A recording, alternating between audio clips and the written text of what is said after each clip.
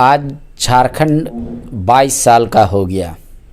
क्या कोई राज्य 22 साल में अपने पैरों पर खड़ा हो सकता है? क्या 22 साल में राज्य का जो संसाधन है वो इतना विकसित हो सकता है कि अपने हर एक लोगों की ज़रूरत को पूरा कर सके?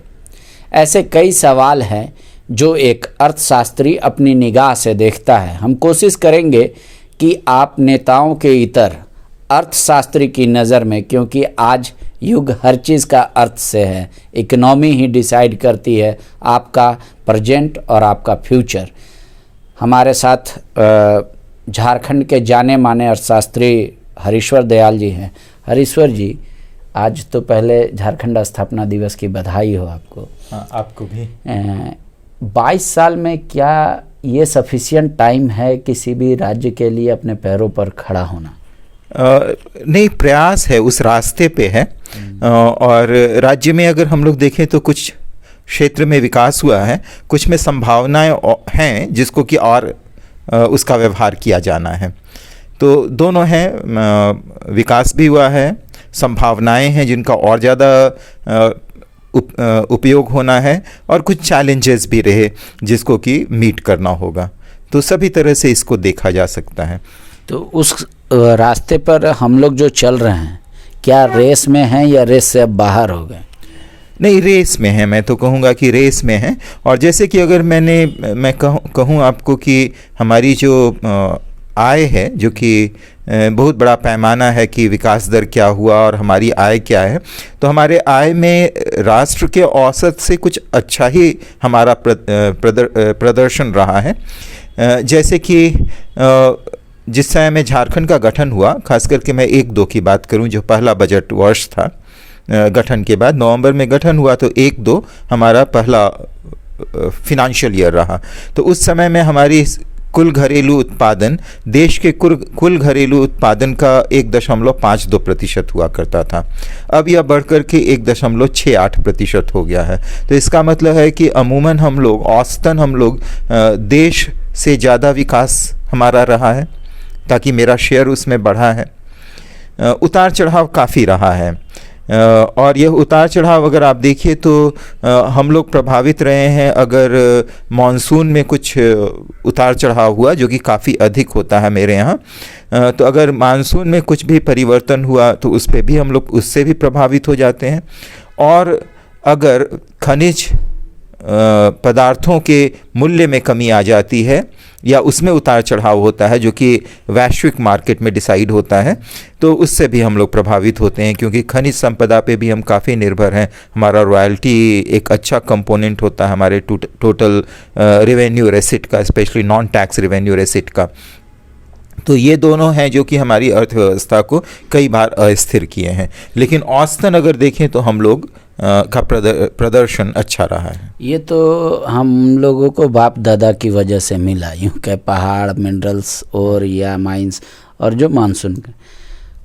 इन 22 सालों में क्या राज्य अपने लोगों को भरण पोषण कर पाए? उसके लिए कोई नया रेवेन्यू का सोर्सेज डेवलप कर पाया? नहीं, अगर रेवेन्यू का सोर्स देखें, अगर आप राजस्व की बात करें तो राज्य सरकारों के हाथ काफ़ी बंधे हुए हैं। वो काफ़ी कम क्षेत्रों में है जिससे कि वह राजस्व का संग्रह कर सकता है, टैक्स एंड नॉन टैक्स दोनों सोर्सेज को अगर ले लें हम लोग तब। लेकिन अगर कर संग्रह की बात देखें या हमारे टोटल बजट के आकार को देखें, तो बजट का आकार 2001-2 का जो मेरा पहला बजट वर्ष था, उसमें हमारा कुल बजट का आकार 6066 करोड़ ही था। और जो अब बढ़कर के 1 लाख करोड़ से अधिक का है, ये जो अनुमानित है 22-23 का बजट वर्ष, अगले साल और अधिक हो जाएगा। तो काफ़ी कई गुना इसमें वृद्धि हुई है। और ऐसा तो नहीं हो रहा कि हम लोग कर्ज लेकर कपड़ा सिला रहे हैं? नहीं, कर्ज हमारा, देखिए, कर्ज लेना बुरा नहीं होता है अगर हम लोग राज्य की अर्थव्यवस्था के हिसाब से देखें। समय पर रिपेमेंट हो जाए, समय पर रिपेमेंट हो, और जो कर्ज ले रहे हैं उससे कि पूंजी का निर्माण हो। जैसे सभी लोग करते हैं, घर बनाते हैं तो कर्ज लेकर के ही बनाते हैं। तो जो कोई कैपिटल क्रिएशन करते हैं वो तो कर्ज लेकर के करते हैं, क्योंकि वो वर्तमान उसका व्यवहार तो आने वाला जनरेशन भी करेगा, तो उसका टोटल बर्डन क्यों वर्तमान जनरेशन ही बियर करे। और हमारा जो कैपिटल एक्सपेंडिचर है वो हमारे टोटल कर्ज से अधिक होता है, क्योंकि हम लोग रेवेन्यू सरप्लस स्टेट हैं। तो हमारा जो रेवेन्यू में सरप्लस होता है कि जो हमारे हर दिन का खर्च है वो हर दिन की आमदनी से कम है, तो उससे जो बचत होता है उसको भी हम लोग पूंजी में निवेश कर देते हैं, और जो कर्ज लेते हैं वो भी पूंजी में निवेश करते हैं। तो जो हम कर्ज ले रहे हैं उससे ज़्यादा हम लोग कैपिटल क्रिएट कर रहे हैं, तो वो बुरा नहीं है। लेकिन कई जगह है जहाँ पर कि हम लोगों को इम्प्रूवमेंट की गुंजाइश है। जैसे अगर मैं कहूँ कि हुआ क्या है, अगर आय की संरचना को देखें तो उसमें सुधार हुआ है कि जो ज़्यादा उत्पादक क्षेत्र हैं उसमें ज़्यादा उत्पादन बढ़ा है। उसका अगर हम देखें तो राज्य में उनका शेयर बढ़ा है, जैसे मैन्युफैक्चरिंग सेक्टर का या पूरे इंडस्ट्री सेक्टर का काफ़ी बढ़ा है। लेकिन उसमें और ज़्यादा संभावनाएं हैं। जैसे खनिज हमारे यहाँ अभी भी बाहर जा रहा है रॉ मटेरियल के फॉर्म में। अगर खनिज आधारित उद्योग यहीं पर स्थापित होते हैं, जिसका प्रयास हुआ, MOUs वगैरह काफ़ी साइन हुए, लेकिन धरातल पे उसके उतरने की ज़रूरत है। तो वह अगर होता है इंडस्ट्री स्टील के या दूसरे मिनरल्स जो हमारे यहाँ प्रोड्यूस होते हैं उनका अगर यहीं पर होना शुरू होता है तो हमारे यहाँ आय ज़्यादा बढ़ेगा और रोज़गार का भी सृजन होगा। दूसरे तरफ जैसे हम लोग हॉर्टिकल्चर में काफ़ी अच्छा कर रहे हैं बहुत समय से, वेजिटेबल्स में, या बहुत तरह के फ्रूट्स हैं जिसका कि कल्टीवेशन यहाँ शुरू हुआ है। मस्क मेलन वगैरह लार्ज स्केल पे शुरू हुआ है। आप लास्ट बार सुने होंगे कि हमारे यहाँ वाटरमेलन काफ़ी प्रोड्यूस हुआ था, जो कि बेचने किस तरह से बेचा जाए उसकी बात हो रही थी। हमारे यहाँ कुछ तरह के आम वैरायटी काफ़ी कस के उत्पादन होना शुरू हुए हैं। तो उनका अगर हम लोग मान लेते हैं उनको प्रोसेस करके फूड प्रोसेसिंग इंडस्ट्री बनाया, टमाटर हमारे यहाँ काफ़ी अधिक होता है, तो फूड प्रोसेसिंग इंडस्ट्री का काफ़ी स्कोप है। MSME इनफैक्ट पूरे MSME सेक्टर को काफ़ी डेवलप किया जा सकता है, तो वहाँ पर काफ़ी स्कोप है। वन उत्पाद आधारित उद्योग को स्थापित किए जाने की संभावनाएं हैं। फिर उसी तरह से जो ट्राइबल प्रोडक्ट्स और ट्राइबल कलाकृतियाँ वगैरह हैं, आदिवासी कलाकृतियाँ, हैंडीक्राफ्ट्स वगैरह या तसर वगैरह जैसे वस्तुएं हैं जिनका कि काफ़ी व्यापक उत्पादन हो सकता है। तो अगर इन क्षेत्रों का विकास किया जाए यहाँ पर तो ये रोज़गार भी सृजित करेगा और आय का भी स्रोत बनेगा। उसी तरह टूरिज़्म में काफ़ी ज़्यादा स्कोप है और हर तरह के टूरिज़्म का स्कोप है, जो नेचुरल टूरिज़्म है, कल्चरल टूरिज़्म है, ये सभी विकसित किए जा सकते हैं। एक आम तौर पे लोग समझते हैं कि एक आदमी पे कितना कर्ज है वही उस सरकार या मतलब उस राज्य का बताता है कि कितना वो फुलफिल है। तो झारखंड में क्या कोई आंकड़ा है अभी आप इस समय बता पाने में संभव है कि एक प्रति व्यक्ति कर्ज कितना है, प्रति व्यक्ति आय कितना है? नहीं, एग्जैक्ट तो हम नहीं अभी तुरंत बता पाएंगे। प्रति व्यक्ति आय हमारा अभी के मूल्य पर देखें तो 74-75 हज़ार रुपया से अधिक है साल का प्रति व्यक्ति। और राष्ट्रीय औसत क्या है? राष्ट्रीय औसत से हम लोग कम है, करीब 35% हम लोग कम हैं। अच्छा। वो 1 लाख से ऊपर होता है। और कर्ज हम लोग यही कह सकते हैं कि सस्टेनेबल है कर्ज। और मैं फिर कहूँ कि कर्ज को हम लोग कुछ ज़्यादा सोच करके चलते हैं, लेकिन कर्ज से अगर ज़्यादा पूंजी का निर्माण हो रहा है तो वो ज़्यादा लाभप्रद है। जैसे बहुत तरह की जो बचत होती है वह भी राज्य पे कर्ज के रूप में आता है। जैसे आप जो लघु बचत कहते हैं तो लोग उसको बचत कर रहे हैं, लेकिन वह राज्य के ऊपर में ऋण होता है क्योंकि राज्य उसको व्यवहार करना है, स्मॉल सेविंग्स है।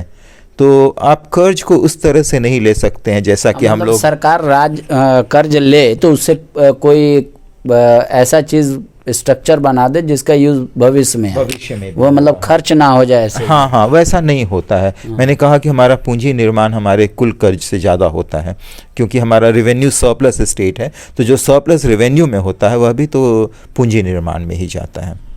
एक अर्थशास्त्री जब सड़कों पर निकलता है तो उसको देखकर 22 साल का झारखंड दिल में संतुष्टि होती है कि हाँ ये ठीक है, एक जो धावक दौड़ता है उस रफ्तार से दौड़ रहा है या कुछ कम रफ्तार से दौड़ रहा है, या फिर इसकी दौड़ अलग है बाकी दूसरे धावकों से? नहीं, मैं कहूँगा कि दौड़ तो ज़रूर रहा है, लेकिन संभावना है कि और तेज़ी से दौड़ सकता है। जैसे कि हम लोग के समय में एक ही साथ 3 राज्य का गठन हुआ, उत्तराखंड, छत्तीसगढ़ और झारखंड। लेकिन फिर मैं बता दूं कि झारखंड उस समय में भी छत्तीसगढ़ और उत्तराखंड से पीछे था। लेकिन दोनों राज्यों में जो सुधार हुआ उतना हम लोगों का नहीं हुआ है। तो हम लोग उत्तराखंड से तो कंपेयर नहीं कर सकते हैं, लेकिन छत्तीसगढ़ से कंपेयर कर सकते हैं कि हम लोग उसके समरूप पहुंचने की कोशिश कर सकते हैं। तो विकास हुआ है, लेकिन संभावनाएं हैं कुछ और तेज़ी से विकास हो सकता है, जो कि आगे आने वाले समय में होगा।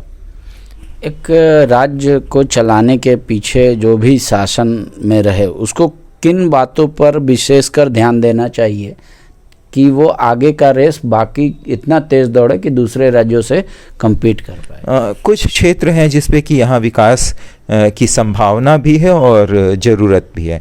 एक तो मैंने कहा कि इंडस्ट्री, और जिसमें सभी तरह के इंडस्ट्री की मैं बात कर चुका, उसी तरह से टूरिज़्म है उसकी बात मैं कर चुका हूँ। लेकिन 2 क्षेत्र है जहाँ पर कि काफ़ी संभावना है और की जानी चाहिए, वह शिक्षा और स्वास्थ्य है। तो शिक्षा में अगर आप देखें तो उसकी गुणवत्ता को बढ़ाने की काफ़ी कोशिश की जानी चाहिए, और स्कूल एजुकेशन पे काफ़ी कुछ काम हुआ है, हो भी रहा है। लेकिन हायर एजुकेशन को और इम्प्रूव करने की ज़रूरत इसलिए है क्योंकि यहाँ से बहुत सारे बच्चे हैं जो कि बाहर जा रहे हैं।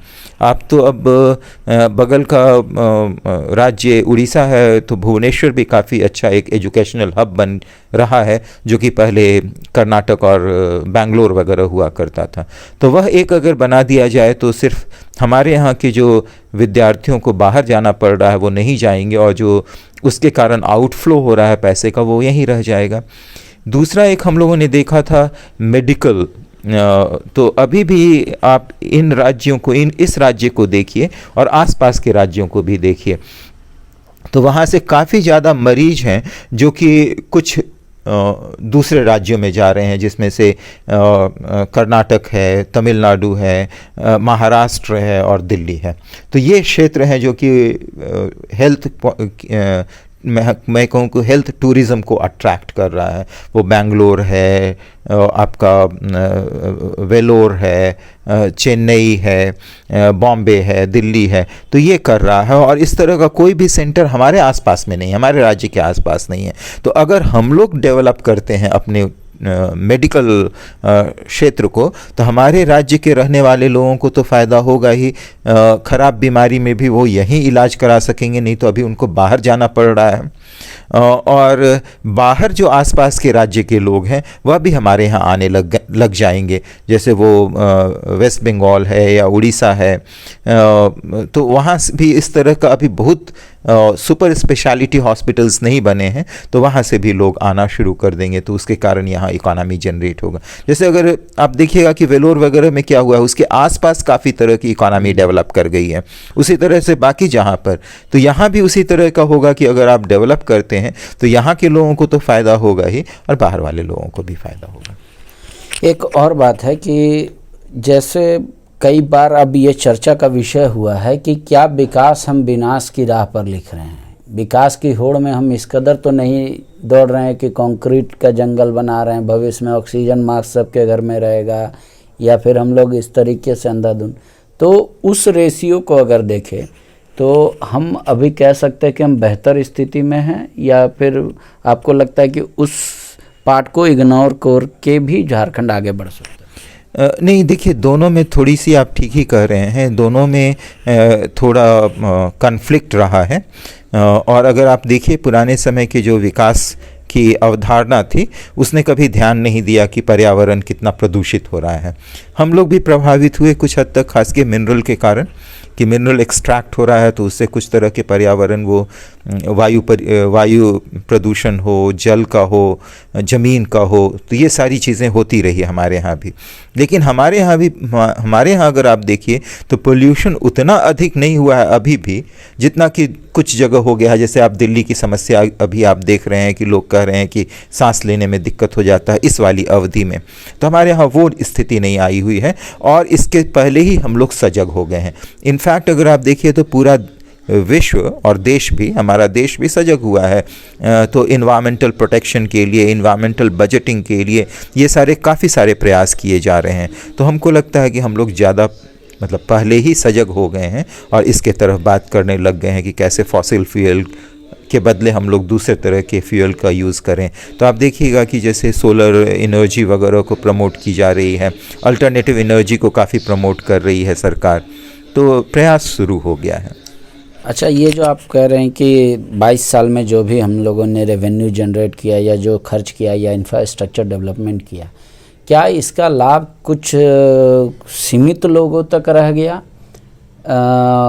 वही इतना ग्रोथ कर ले रहे हैं कि एवरेज निकल रहा है तो पूरा ग्रोथ हो रहा है, या आपको लग रहा है कि निचले पैदान पे, सबसे निचले पैदान पे जो व्यक्ति खड़ा था उसका भी कुछ ग्रोथ हुआ है इन 22 सालों में? नहीं हुआ है, उनका भी ग्रोथ हुआ है। ये मैं नहीं अभी कह पाऊँगा कि इनइक्वालिटी बढ़ा है या नहीं, लेकिन जो पिछले पायदान पे हैं उनका भी विकास हुआ है, उनको भी कुछ फ़ायदा इसका पहुंचा है। और ये आप गांव वगैरह में भी जाइएगा, आप किसी से पूछिएगा तो कहेगा कि मेरी स्थिति इम्प्रूव की है।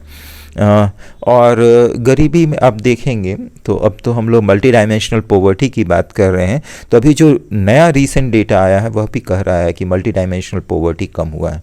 मल्टी डायमेंशनल का मतलब है कि 3 आयाम को हम लोग ले रहे हैं, उनके आय में, उनके जीवन के स्तर में सुधार हुआ है, शिक्षा में सुधार हुआ है और स्वास्थ्य में सुधार हुआ है। तो ये हो रहा है निरंतर।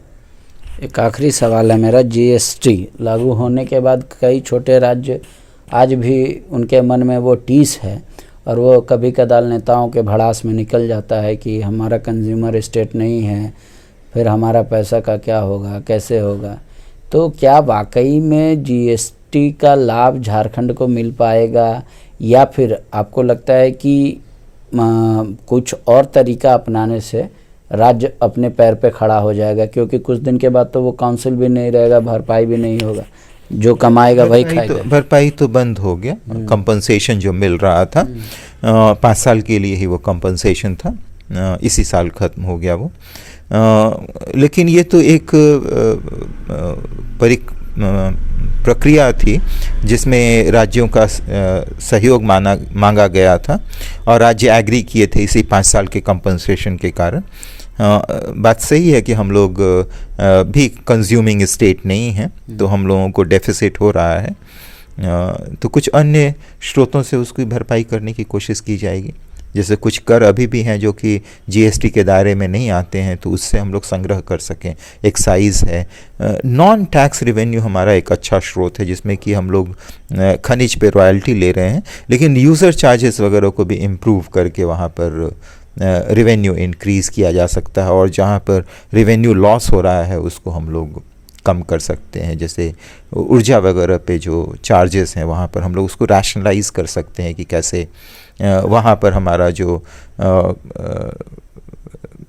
अगर कमी आ रही है, कॉस्ट से कम हम लोग उगाही कर पा रहे हैं, तो उसको पूरा कर सकें। और सब्सिडी को भी थोड़ा रैशनलाइज करने की ज़रूरत है, देखने की ज़रूरत है कि सब्सिडी टारगेटेड हो, उन्हीं को मिले जो कि उसके लिए जिनको ज़रूरत है उनकी। तो मुझे लगता है कि राज्य में वित्तीय स्थिति ठीक रहेगी। चिंता की विषय नहीं है कि 22 साल के बाद जब 23वें साल में हम लोग प्रवेश कर गए हैं तो आगे भी हमारे पास पैसा रहेगा, राज्य विकास करेगा। हाँ, चिंता की ज़रूरत नहीं है। ये है कि चैलेंजेस हैं, उस चैलेंजेस को फेस करने के लिए सरकार सक्षम है। शुक्रिया। तो दयाल जी के अनुसार आप निश्चिंत रह सकते हैं, राज्य जिस प्रगति से या जिस तेज़ी से प्रगति कर रहा है, कह रहे उसमें सुधार की तो बहुत गुंजाइश है, लेकिन अभी परफॉर्मेंस धावक का बुरा नहीं है।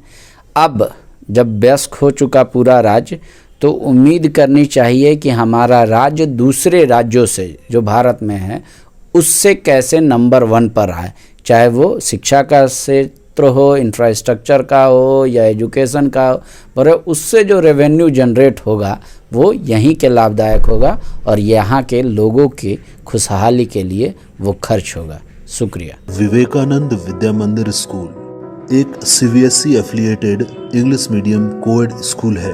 हम शिक्षा के साथ संस्कार देते हैं। thefollowup.in Like, share and subscribe. www.thefollowup.in